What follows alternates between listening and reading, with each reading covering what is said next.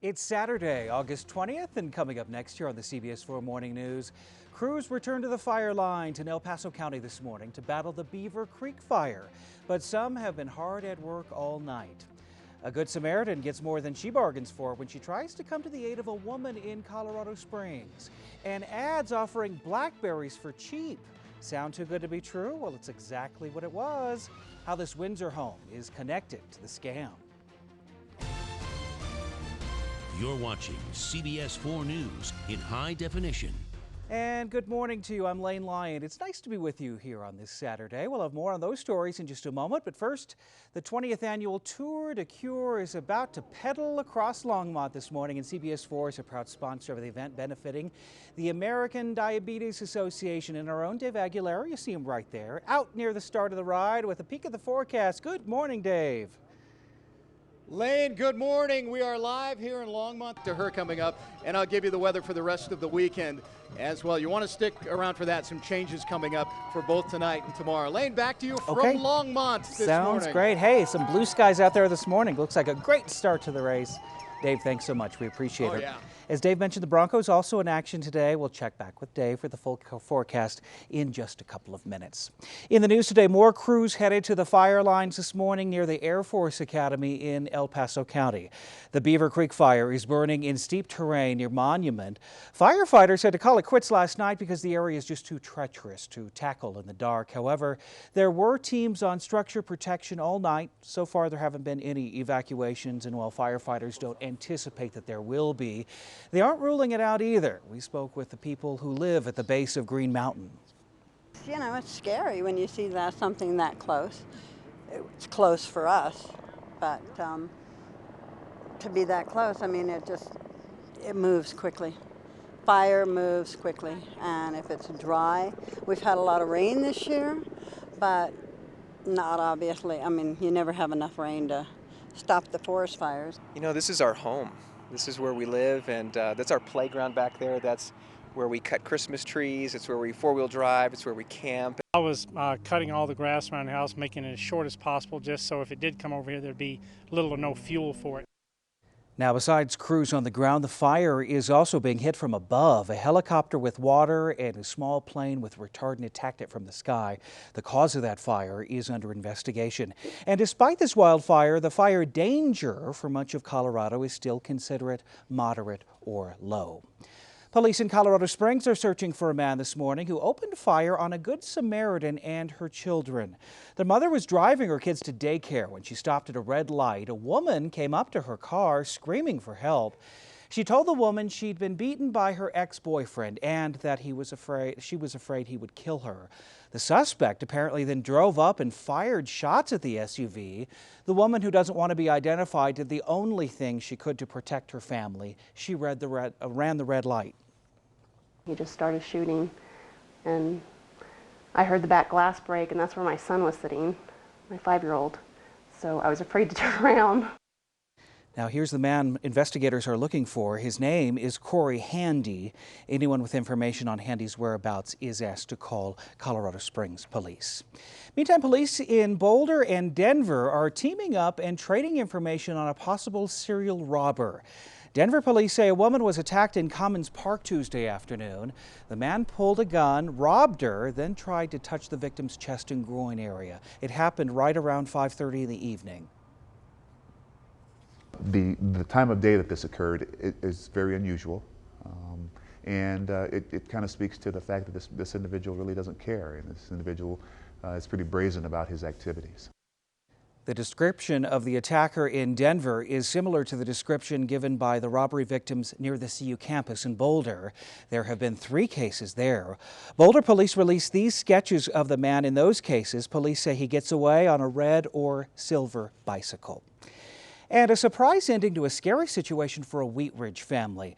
An Amber Alert was issued for a 3-year-old little girl named Sarah Singleton when her father reported her missing from their home on Upham Street yesterday afternoon.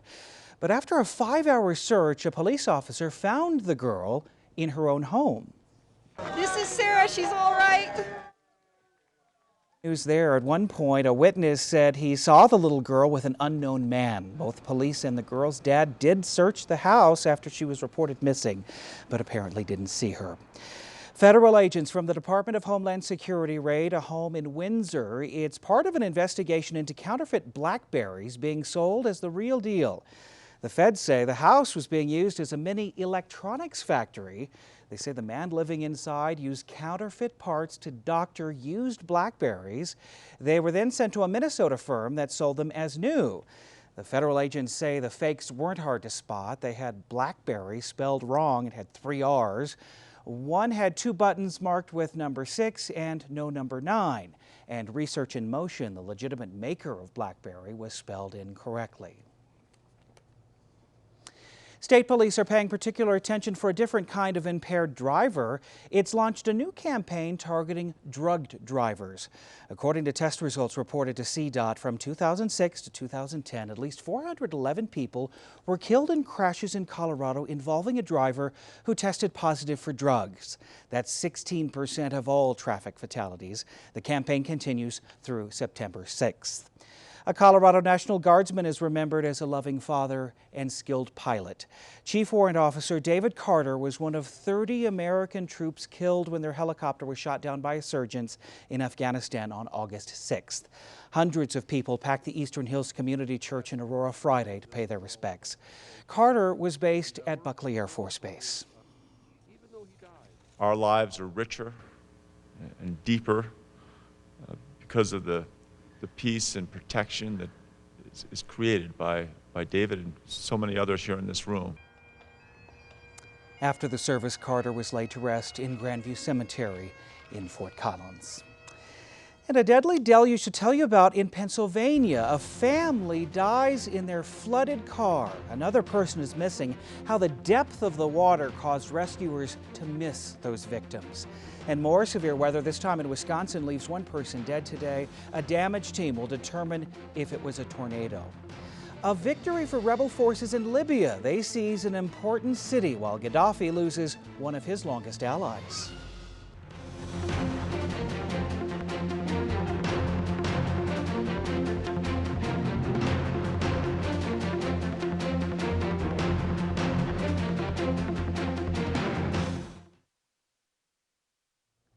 Authorities in Pittsburgh, Pennsylvania say 3 people have died in flash floods after heavy rain submerged cars.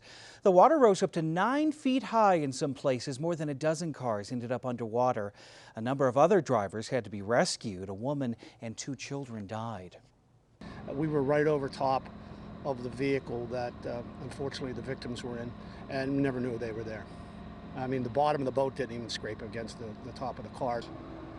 That particular vehicle was pinned against a tree, and the occupants were unable to escape.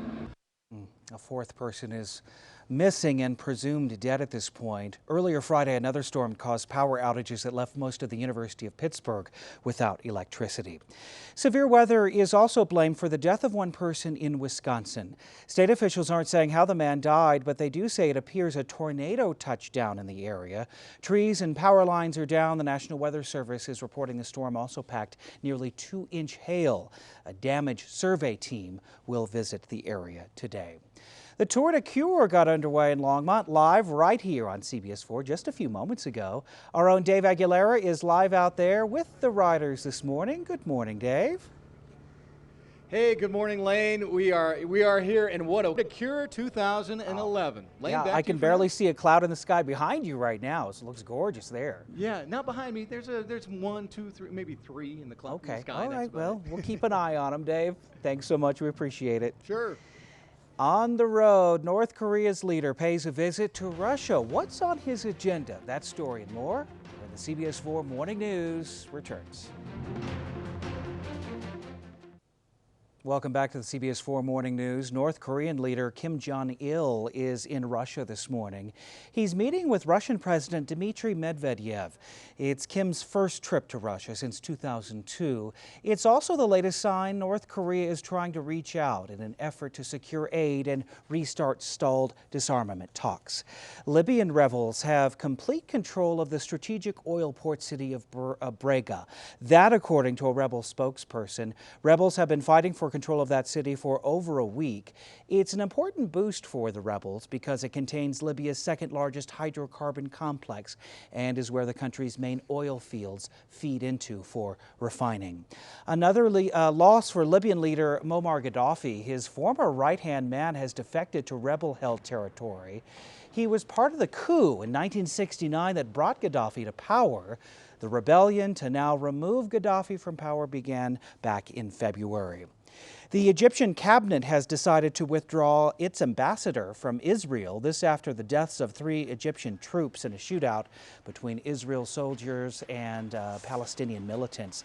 The deaths have led to protesting in the streets of Cairo. Egypt says that 3 soldiers were killed in an Israeli airstrike. The Israeli military promised to investigate. Almost 1,000 survivors returned to the Norwegian island today, where a gunman went on a shooting rampage. Tomorrow, Norway is holding a National Day of Remembrance. 69 people died July 22nd on Utøya Island, where a large group of young people had gathered for a political summer camp. 8 others died in the bombing of Oslo government buildings just hours earlier. And Congresswoman Gabrielle Giffords is now aware who was killed during the January shooting rampage in Tucson. Her spokesperson says Giffords was told in late July. Giffords has been recovering from a gunshot wound to the brain from the January 8th shooting that killed 6 people and wounded her and 12 others. Now, the man charged in the shooting, Jared Lee Loeffner, is at a federal prison facility in Springfield, Missouri.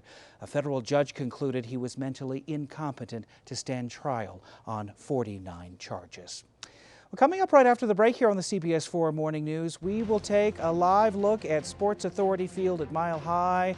The Broncos and Bills getting ready to meet tonight. Dave's got a game day forecast coming up for you. You won't want to miss in just a minute. Right now, let's head back out to Dave Aguilera, who's at the Tour de Cure in Longmont. Dave, good morning. For a ride, a little wet for tailgating later, I'm thinking. A little bit, yeah. I wanted to show you, though, Lane, before we get to the forecast, Silver Creek High School playing up here at the Tour de Cure. They've been providing us with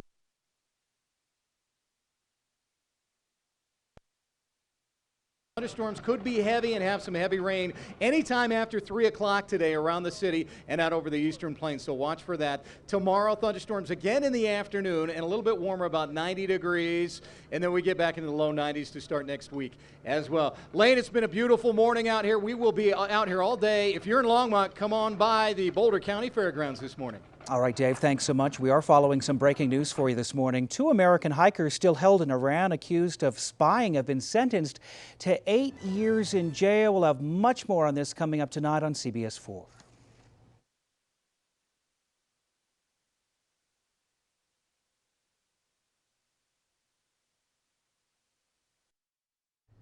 Good morning to you. I'm Lyon in for Alan Janae. And I'm Brooke Wagner. Next on CBS 4 News at 6. Denver police are investigating a shooting that killed 1 man. Why a 911 dispatcher may have put the victim in harm's way. More than 30 people are dead after a plane goes down in Russia. What may be to blame for the fatal crash? There's a change in our weather when we could see snow and how long it will last. Good morning, I'm Jane. All right, thank you, Jane. A decision by a Denver 911 dispatcher is being called into question after a man is murdered. It happened yesterday morning. The victims say they called 911 after they were threatened at gunpoint by a group of men at 10th and Sheridan. They drove off into Wheat Ridge, but tell us a Denver dispatcher told them to drive back into Denver to meet with police. When they came back into Denver, the original suspects opened fire on their car. Now, so far, police only have a vague description of the men who fired shots, but they are asking for the public's help in the matter. As for what police tell us, a group of men driving a stolen red Jeep are who they want to find. The shooting took place at about 4 a.m. Sunday morning. Police say there was some type of altercation between the 2 groups of men before the shooting happened. Also in question is why a Denver 911 dispatcher told the men reporting the altercation that they had to come back into Denver to file that report. The brother of the victim says it put everyone in harm's way. Now police are investigating and apologizing. I told them I couldn't do that because those people might still be there and they had a gun and I didn't want to go there. They told me, well, if you don't go there, we can't come to your location and you can't file a police report. The outcome of the call, absolutely, it's a very sad situation, and we're apologetic for what it appears that may have happened. Now, we should learn more about the future of that dispatcher today. We are awaiting word from police. Today, we expect they are both safe. New this morning, a man is arrested for an accident with an Aurora police car. Police say it happened last night when the man was pulled over, suspected of driving drunk. Now, once the man stopped, his car backed into the police cruiser. No one was injured, although the man was taken to the hospital to be checked out. And happening today, the week-long wait for hundreds of evacuees from the lower North Fork fire is over. The Jefferson County Sheriff's Department is lifting all evacuations by 8 a.m. Now, the fire that began as a prescribed burn got out of control last Monday. It's now at 97% containment. The fire destroyed 27 homes. Many were on Kester Road. That is the only road that remains closed to the public.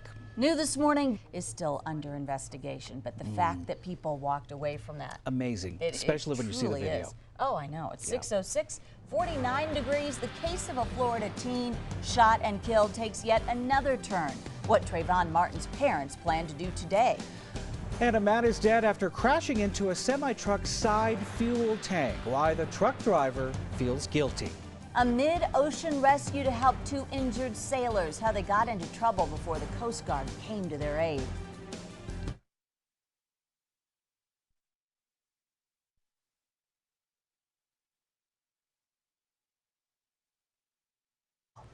Welcome back. It's 6:09 now. We have 48 degrees and we have a change on the way. I'll tell you what, after this weekend, number one, who has spring fever around here? It was so Wasn't that nice great? out. But today, you might need your winter coat as you head outside. I know, I know. Amazing. That's Colorado. It is Colorado. This is typical Colorado weather. We're seeing very strong winds this morning, 25, but spring break is over. Shake it off. You It's know, done. we're back to business. Time to go to Parents school. rejoice. Thank you.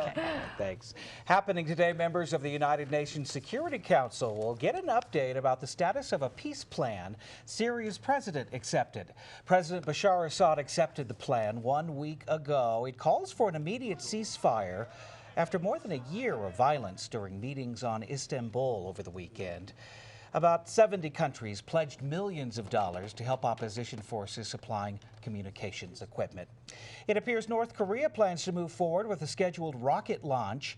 New satellite images show a mobile radar trailer and rows of what look to be empty fuel tanks, evidence that the country is ramping up for the rocket launch. The country says the launch, scheduled sometime between April 12th and 16th, will send a satellite into orbit to study North Korea's crops and natural resources. But Washington calls it a cover for a long-range missile test, and that the country uses these launches to test nuclear weapons that could target the U.S. Today marks the 30-year anniversary of the fall in San Francisco.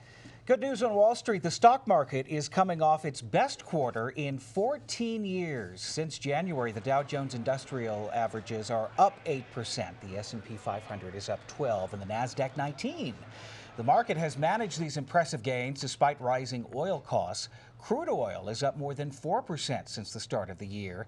That's pushed gas prices to their highest levels ever for this time of year. Last week, the White House cleared the way for tough new sanctions on Iran. The Obama administration says a cutoff of Iranian oil wouldn't significantly hurt world markets. And Michael's stores hope to raise $500 million in an initial public stock offering. The craft store chain says it hasn't decided how many shares to sell or at what price. Michael's is expected to trade on the New York Stock Exchange under the symbol MIK. Well, time now 6:16 on a Monday morning. If you are starting to think about your summer travel plans, we have a list of the best and worst airlines coming up. And if you're taking off for 1,000 flyers. Southwest has the lowest consumer complaint rate, while United has the highest. Okay, good to know. The economy is still tough, and many people can't afford commuting and childcare, so opting to work at home may be the only way to make ends meet. If it sounds like we're talking to you, we have some tips to share for you about working at home. First, set up an ideal office. Have a designated space for your computer and your work. Scheduling your day is also important. You can easily be distracted at home, so go for the 20-20-20 20-20 rule. Work for 20 minutes, break for 20 seconds, and look 20 feet away to reset your focus. Minimize wasting time by not checking personal email or Facebook at the start of your day. And make sure to stay connected. It's hard to achieve peak performance if you feel isolated. Every 4 hours or so, put yourself face to face with another person. Look 20 feet away. Yeah, Look, I'm going to try that today.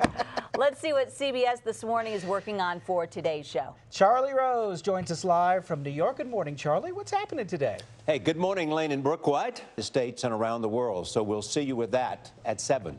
Oh, sounds great, Charlie. Looking forward to it. Thank you. We certainly will. Thanks. And a reminder, you can watch those stories much more with Charlie Rose, Erica Hill, and of course, Gail King on CBS This Morning right after this newscast. This Wednesday's children and the adoption exchange. But if you have the donations to get a hold of that plate, every time you see it, you'll be reminded of how you helped children find their forever families. The stories are so heartwarming, and what a great way to help. I love it. Yeah. So coming up here at 6:25, we're glad you're with us here on a Monday. A teen is recovering in the hospital after being hit while he was walking with the driver who hit him, is saying now. And the women's Final Four play at the Pepsi Center tomorrow night. Who you may want to pick as you finalize your bracket.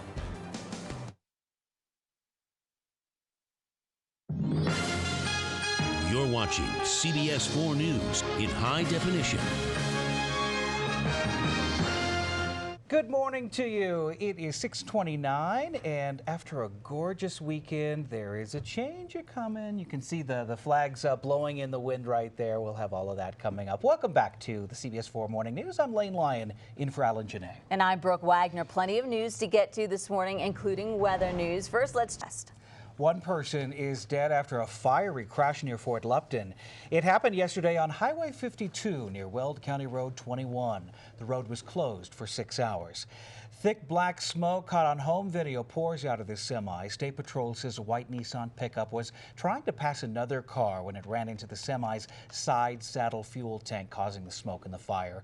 The driver of the pickup, a 38-year-old man, died on scene. The semi driver got out just in time, but says he feels guilty. And he says, you know, I've been driving for 40 years, and this is the first time I've ever killed anybody. And I told him, don't go there. It's not your fault. Now, the names of the man who died and the semi-driver have not been released. A teen continued road. A skydiver is dead and his instructor injured after a tandem jump mishap. It happened yesterday at the Fremont County Airport near Canyon City. Police say the main and reserve parachutes, that is, got tangled. The 35-year-old man who died is from Crested Butte. The 28-year-old instructor had more than 250 successful jumps before the accident. He was taken to the hospital. It was 1 year ago that Kenya Monhe went out for a night in Lodo and never came home. Yesterday, friends and family members marched through town wearing pink shirts in her honor. Travis Forbes was the last person to see Monhe alive. Months after her disappearance, Forbes admitted to killing her and then led police to her body.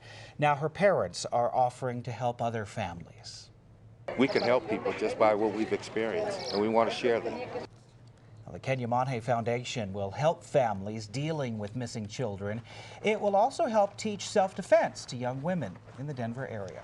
The Boulder running community is wondering how the championship game is at Pepsi Center on tomorrow night. The party for country music is likely just wrapping up now in Las Vegas. Or still going on, Maybe. Who knows, depending. Last night, the Academy of Country Music held its award show, and CBS 4's Teresa Garcia shows us the winners and how a lucky couple got to say their vows at the celebration. What a memorable evening. Now, the couple who got married has 3 boys from their previous marriages, and apparently when Frank proposed, he did so with the help of the boys who all wore T-shirts that spelled out, "Will you marry me?" This was a majorly planned event. Yeah, one they'll remember for quite some time. Oh, for sure. Imagine those stories. It's 6:38 and 48 degrees now. While the race for the GOP nomination continues, Mitt Romney is already focusing on a general election. We'll get to that story in just a moment. But first, we're showing you live pictures now from Copter 4. This is on Poplar Way, where a house fire is underway. This is 6987 South Poplar, and you can see the smoke was coming out of the side of this house. Now it looks to be coming out of the front. They've searched this house and have found no one yet, but the firefighters have yet to go down in the basement and make sure there's no one down there. So we are watching this very closely. This is near Quebec and Arapahoe. We'll be going back with Copter 4.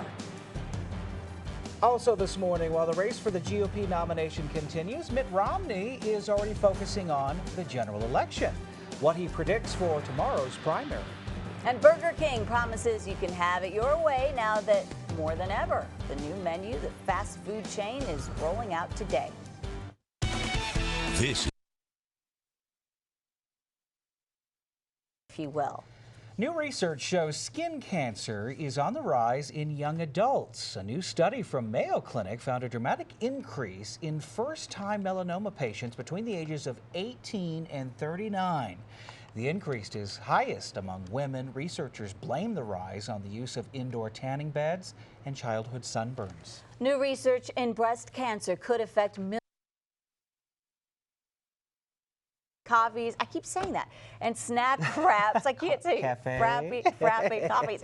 The added items are part of Burger King's largest expansion since 1954 when it opened. The change is due in part to slumping sales of Whoppers and fries. People want variety. Well, and now you've officially made me hungry. We'll see how that You're goes. welcome. Time now, 6:50, 48 degrees here on the CBS 4 Morning News. Denver police are investigating a shooting that left one man dead, while a grieving family says an emergency dispatcher may have put the victim in the line of fire. 1 week after the lower North Fork fire pushed hundreds of people out of their homes, things are looking up. What families are looking forward to today.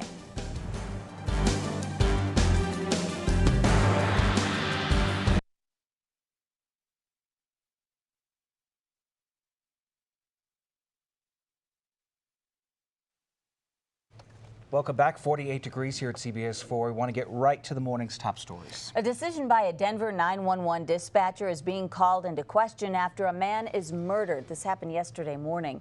The victims say they called 911 and now police are investigating and apologizing.